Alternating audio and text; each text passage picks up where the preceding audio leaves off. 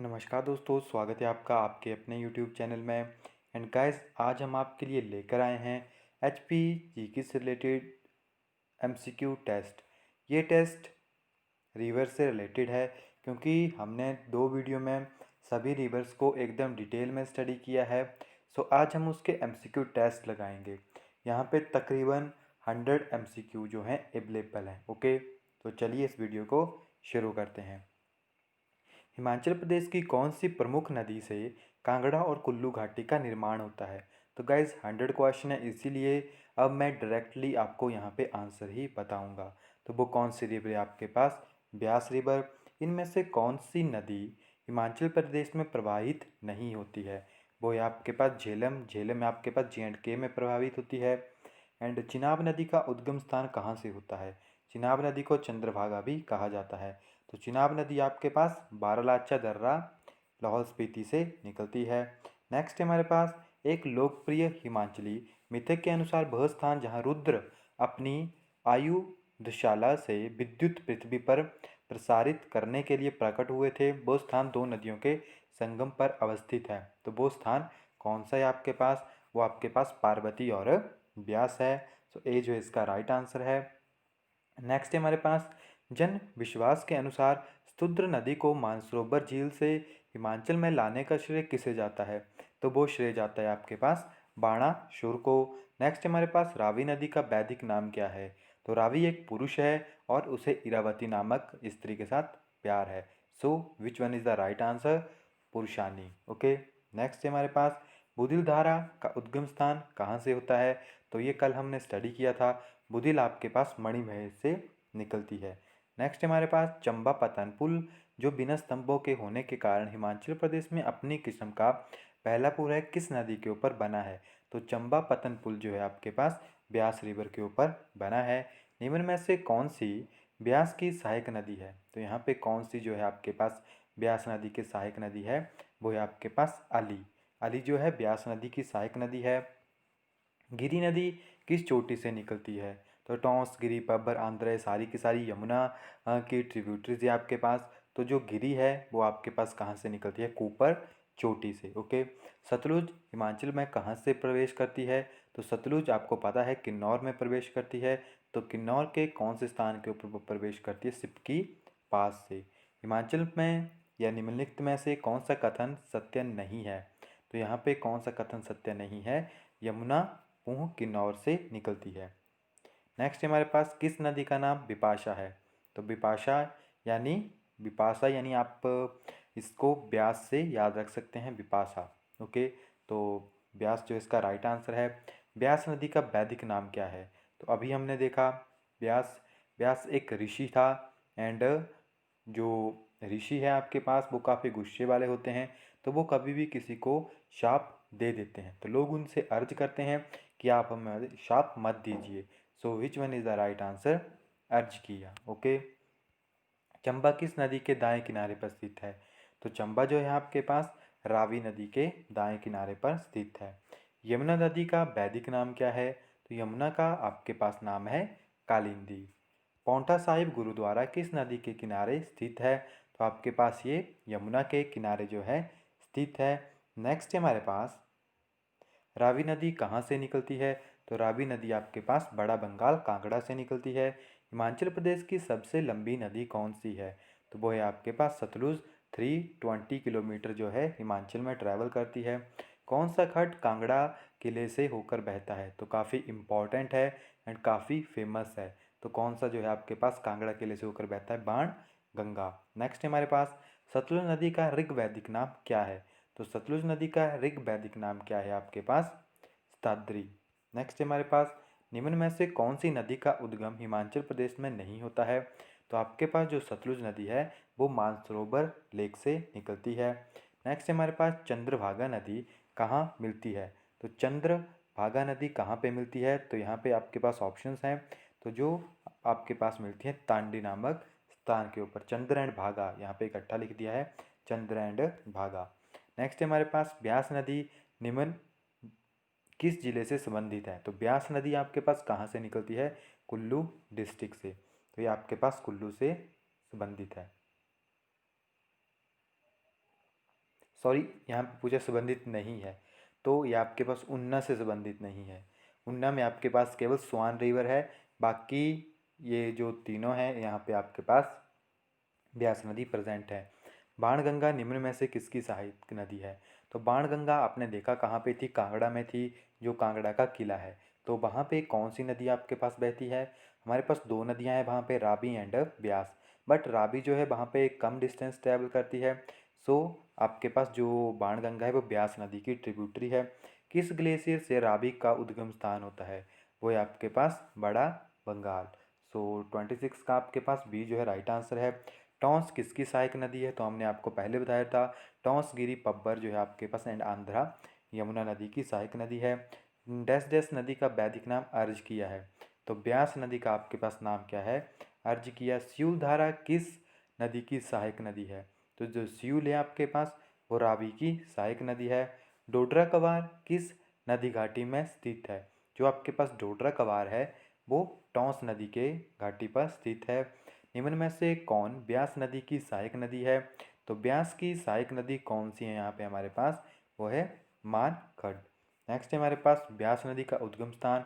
तो ब्यास नदी का उद्गम स्थान आपके पास ब्यास कुंड से होता है एंड तिब्बत में मानसरोवर से प्रारंभ होकर और किन्नौर जिले में सिक्की में भारतीय सीमा में प्रवेश करती है वो नदी कौन सी है? तो तिब्बत के मानसरोवर से आपके पास कौन सी नदी निकलती है? वो है हमारे पास सतलुज रिवर। हिमाचल की या हिमाचल प्रदेश में कितनी मुख्य नदियाँ बहती है? मुख्यतः आपके पास 5 नदियाँ हैं। एंड चिनाब नदी का वैदिक नाम क्या है? तो चिनाब नदी का आपके पास वैदिक नेम है अशिकनी। ओके, अशिकनी यानी बी जो है आपके पास राइट आंसर है। भाखड़ा बांध किस नदी के ऊपर बना है? वो आपके पास सतलुज नदी के ऊपर बना है। सतलुज नदी तिब्बत से निकलते हुए किस स्थान पर हिमाचल प्रदेश में प्रवेश करती है? तो काफ़ी टाइम ये क्वेश्चन आ जाता है, दैट इज कॉल्ड सिपकी पास। एंड 38 है आपके पास अशिकिनी नाम इस नदी से संबंधित है? तो ये तो अभी हमने देखा था, ये आपके पास चिनाब नदी से संबंधित है। ब्यास नदी कांगड़ा जिले को कहाँ छोड़ती है? वो कहलाता है? तो ब्यास नदी कांगड़ा को कहाँ पे छोड़ती है? तो यहाँ पे आपके पास राइट आंसर है मूर्थल में। ओके, एंड नेक्स्ट है हमारे पास, निम्न में से ब्यास नदी किस जिले में नहीं बहती है? तो ब्यास नदी कौन से जिले में नहीं बहती है? बिलासपुर में। नेक्स्ट है हमारे पास सतलुज नदी कहाँ से निकलती है? तो वो आपके पास मानसरोवर से निकलती है। हिमाचल प्रदेश में किस नदी बेसिन में अधिक जल क्षमता है?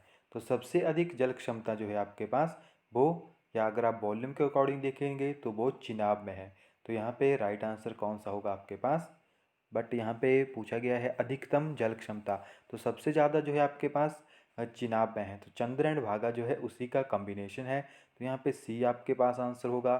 थोड़ा सा यहाँ पे कन्फ्यूज़न हो जाता है क्योंकि सतलुज जो है, बट जो आपके पास सतलुज है उसकी जो लेंथ है वो सबसे ज़्यादा है। ओके, सो यहाँ पे ये भी आपके पास आंसर हो सकता है। सो अगर आप हम आंसर की के अकॉर्डिंग देखें तो यहाँ पे आपके पास सतलुज जो है इसका राइट आंसर है। हिमाचल प्रदेश में किस नदी बेसिन में अधिकतम जल शक्ति क्षमता है? तो सबसे ज़्यादा जो शक्ति क्षमता है वो है सतलुज में। नेक्स्ट हमारे पास रेणुका बांध किस नदी के ऊपर बना हुआ है? तो रेणुका आपके पास गिरी नदी के ऊपर बना हुआ है। पब्बर नदी का उद्गम स्थान कहाँ पे है आपके पास? तो पब्बर नदी का जो उद्गम स्थान है हमारे पास वो चौंसलर चोटी से है, जो कि शिमला में प्रेजेंट है। ओके, एंड जो आपके पास गिरी है वो आपके पास कुपर चोटी से निकलती है। एंड सतलुज नदी हिमाचल प्रदेश के किस जिले में सर्वप्रथम एंटर करती है? वो है आपके पास किन्नौर। बाणगंगा किस जिले में है? अभी हमने देखा था बाणगंगा कांगड़ा में है, ब्यास नदी की ट्रिब्यूटरी है एंड जो कांगड़ा किला है उसके साथ होकर बहता है। एंड चंद्र और भागा नदियाँ का आपस में संगम किस स्थान के ऊपर होता है? वो होता है टांडी के ऊपर। जल राशि की दृष्टि से हिमाचल प्रदेश की सबसे बड़ी नदी कौन सी है? तो अगर हम जल के अकॉर्डिंग देखेंगे तो हमारे पास जो सबसे बड़ी नदी है वो होगी आपके पास चिनाब रिवर। एंड नेक्स्ट है हमारे पास पौंग बांध का निर्माण किस नदी के ऊपर हुआ है? तो आपके पास दो डैम है, पौंग एंड पंडो।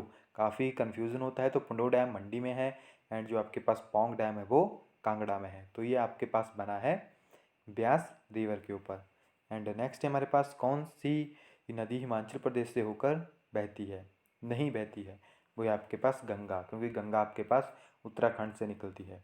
नेक्स्ट हमारे पास वैदिक काल में किस नदी को पुरुषानी के नाम से जाना जाता था?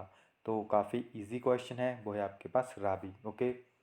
एंड नेक्स्ट है हमारे पास ग्लेशियर निर्मित भादल व तंतगिरी धाराएं किस नदी का निर्माण करते? तो भादल और तंतगिरी काफ़ी फेमस ग्लेशियर है और ये आपके पास रावी नदी का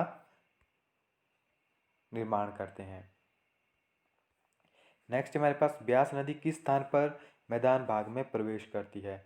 तो जो आपके पास ब्यास नदी है वो कौन से क्षेत्र में मैदानी भागों में प्रवेश करती है? वो है आपके पास मीरथल में।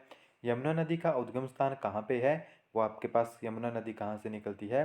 उत्तराखंड से। ब्यास नदी किस स्थान पर पूर्व से पश्चिम की ओर बहती है? काफ़ी इंपॉर्टेंट क्वेश्चन है एंड हमने आपको बताया भी था कि कहाँ पे वो आपके पास पूर्व से पश्चिम की ओर बहती है। तो वो आपके पास कहाँ पर बहती है? इंदौर व मीरतल के बीच में। ओके। नेक्स्ट हमारे पास कौन सी नदी हिमाचल प्रदेश से गुजरकर J&K में प्रवेश करती है? तो आपके पास कौन सी नदी है जो कि J&K में गुजरकर J&K में प्रवेश करती है? तो वो है हमारे पास चिनाब रिवर। एंड नेक्स्ट हमारे पास सुकेती किसकी सहायक नदी है? तो सुकेती हमारे पास सहायक नदी है ब्यास की। एंड निम्न में से कौन सी नदी हिमाचल प्रदेश से होकर बहती है? तो हिमाचल प्रदेश से होकर आपके पास ब्यास नदी बहती है। एंड अर्जिकिया किस नदी का वैदिक नाम है? तो अर्जिकिया इट मीन ब्यास नदी का। एंड हिमाचल को छोड़कर मीरतल के पास कौन सी नदी मैदानों में एंटर करती है? तो ये तो काफ़ी इजी क्वेश्चन अभी हमने किया था, वो है आपके पास ब्यास रिवर। एंड कांगड़ा जिले का पौंग बांध किस नदी पर बनाया हुआ है? तो वो आपके पास बना है ब्यास नदी के ऊपर। ब्यास नदी का संस्कृत नाम क्या है आपके पास? वो है बिपाशा। एंड लाल नदी किसे कहते हैं? तो लाल नदी किसे कहते हैं? लाल नदी कहते हैं सतलुज रिवर को। सतलुज नदी मानसरोवर झील से निकलकर हिमाचल प्रदेश में कितना सफ़र तय करती है? तो ये हमने आपको बताया था 320 किलोमीटर। ब्यास नदी का उद्गम किस दर्रे से होता है? तो ब्यास दर्रा ब्यास जो है आपके पास ब्यास कुंड से निकलती है, यानी रोहतांग दर्रे से। ब्यास नदी हिमाचल प्रदेश में कितना मार्ग तय करती है? तो ब्यास नदी आपके पास 256 किलोमीटर जो है ट्रैवल करती है। एंड नेक्स्ट है हमारे पास पब्बर नदी का उद्गम स्थान कहाँ से है?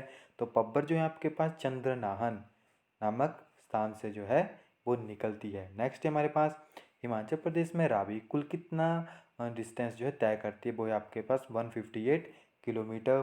कौन सी नदी शिमला जिले से संबंधित नहीं है? तो आपके पास यहाँ पे कौन सी नदी है जो शिमला से संबंधित नहीं है? वो है आपके पास ब्यास रिवर। सैंज, तीर्थन, मलाणा आदि खंड प्रदेश के किस जिले में है? तो मलाणा आप इजीली समझ सकते हैं, मलाणा कहाँ पे प्रेजेंट है? कुल्लू में। सो सैंज तीर्थन भी आपके पास कुल्लू में ही प्रेजेंट है। हिमाचल में चिनाब नदी का प्रवाह क्षेत्र कितने किलोमीटर है? तो जो चिनाब रिवर है वो 122 किलोमीटर जो है हिमाचल प्रदेश में ट्रैवल करती है। हिमाचल प्रदेश की सबसे पूर्वीय नदी कौन सी है? तो हिमाचल का अगर आप पूर्व देखोगे तो पूर्व, तो east, west, north and south, यानी पूर्व पश्चिम उत्तर दक्षिण। तो आपके पास यमुना जो है सबसे पूर्व से आती है। नेक्स्ट है हमारे पास यमुना नदी का पौराणिक संबंध किससे है? तो यमुना नदी का जो आपके पास पौराणिक संबंध है वो बेसिकली किससे है? सूर्य से। Okay. Okay, son of God के नाम से भी इसे जाना जाता है। ये पहले हम कर चुके हैं आपके साथ डिस्कस। गिरी गंगा किसकी सहायक नदी है? तो गिरी गंगा, तो ये किसकी सहायक नदी है आपके पास? यमुना की। एंड नेक्स्ट हमारे पास पब्बर किसकी सहायक नदी है? तो ये तो हमने आपको बताया था, टॉन्स, गिरी, पब्बर, ये सारी की सारी यमुना नदी की सहायक नदियाँ हैं। यमुना नदी किस स्थान पर हिमाचल प्रदेश से होकर हरियाणा में प्रवेश करती है? तो वो है आपके पास ताजेवाला। नेक्स्ट है हमारे पास गिरी गंगा किस स्थान पर यमुना नदी में विलय होती है? तो वो है आपके पास गिरी गंगा जो है आपके पास रामपुर घाट में, गिरी गंगा रामपुर घाट में जो है आपके पास यमुना में विलय होती है। टॉन्स नदी किस स्थान पर यमुना नदी में विलय होती है? उस स्थान से यमुना हिमाचल प्रदेश में प्रवेश करती है। तो ये तो काफ़ी इजी हो गया आपके पास, जहाँ से हिमाचल प्रदेश में एंटर करती है, that is called खोदरी Manjari. Next हमारे पास बसपा किसकी सहायक नदी है? तो बसपा आपके पास किसकी सहायक नदी है? वो आपके पास सतलुज की। दुलिंग, सौलदांग और गंभर किसकी सहायक नदियां हैं? तो ये आपके पास सहायक नदी है सतलुज की। किस स्थान पर ब्यास नदी का पानी सुरंग से सतलुज में मिलाया जाता है? तो कौन सी जगह है जहाँ से आपके पास जो ब्यास नदी का पानी है उसे सुरंग के माध्यम से सतलुज नदी में मिलाया जाता है? वो है आपके पास पंडो डैम। नेक्स्ट हमारे पास सतलुज नदी बिलासपुर जिले में किस स्थान पर प्रवेश करती है? तो जो सतलुज नदी है वो बिलासपुर में कहाँ पर प्रवेश करती है? वो आपके पास कसोल में प्रवेश करती है। एंड नेक्स्ट हमारे पास सतलुज का सबसे बड़ा सहायक खड्ड कौन सा है? वो है आपके पास सीर खड्ड। सीर खड्ड जो है सबसे बड़ा खड्ड है। एंड सतलुज की सहायक नदी अली खड्ड अर्की के किस गांव से निकलती है? तो ये आपके पास निकलती है मांगू गांव से। एंड सतलुज नदी मंडी जिले में कहाँ पर प्रवेश करती है? तो ये कहाँ पे प्रवेश करती है? फिरनू में। एंड 1809 की सिखों एवं अंग्रेजों के बीच की संधि का आधार कौन सी नदी बनी थी? तो वो आपके पास बनी थी सतलुज नदी। सतलुज नदी की सहायक नदी नहीं है, तो इनमें कौन सी नदी जो है सतलुज नदी की सहायक नदी नहीं है? वो है आपके पास सप्पिनी। ओके। एंड 88 है हमारे पास कौन सी ब्यास की सहायक नदी नहीं है? तो यहाँ पे ब्यास की सहायक नदी नहीं है मुलगुन। नेक्स्ट हमारे पास नयुगल, फोजल, मलाना। तो जहाँ पे आपके पास मलाना आ गया तो आप इजीली आइडेंटिफाई कर पाओगे वो किसकी है? ब्यास की। अगर आपको एक भी आती है तो बाकी आप यहाँ से इसको आइडेंटिफाई कर सकते हो। देहरा, चक्की, उल, सुकेती, बाणगंगा। तो बाणगंगा किसकी थी आपके पास? वो भी आपके पास ब्यास की थी। तो ये सारी की सारी ब्यास की ट्रिब्यूटरीज है। ब्यास की सबसे ज़्यादा ट्रिब्यूटरीज यानी सहायक नदियाँ हैं। ब्यास नदी किस स्थान से कांगड़ा में प्रवेश करती है? तो ब्यास नदी जो है आपके पास कांगड़ा में कहाँ से प्रवेश करती है? संधोल से। ब्यास नदी किस स्थान से मंडी जिले में प्रवेश करती है? अब ब्यास नदी जो है मंडी में प्रवेश करती है बजौरा से। सैंज नाला किस स्थान पर सतलुज में मिलता है? तो सैंज नाला आपके पास कहाँ पे मिलता है? लारजी में। ओके। चिनाब नदी लाहौल से निकलकर किस स्थान पर चंबा जिले में प्रवेश करती है? तो ये चंबा जिले में कहाँ पे प्रवेश करती है? काफ़ी फेमस नाम है वो, और वो कौन सा है आपके पास? भुजंड। एंड चिनाब नदी चंबा से निकलकर कश्मीर घाटी में एंटर करती है, दैट इज कॉल्ड संसारी नाला। एंड हिमाचल प्रदेश को किस नदी में सोना पाया जाता है? तो चिनाब नदी में सोना पाया जाता है। भागा नदी किस स्थान पर जास्कर नदी से मिलती है? तो भागा नदी कौन से स्थान पर जाकर जास्कर से मिलती है? वो है आपके पास काजा में। And sorry, not Kaza, that is दर्शा। दारशा में वो वहाँ पे जाकर मिलती है। नेक्स्ट है हमारे पास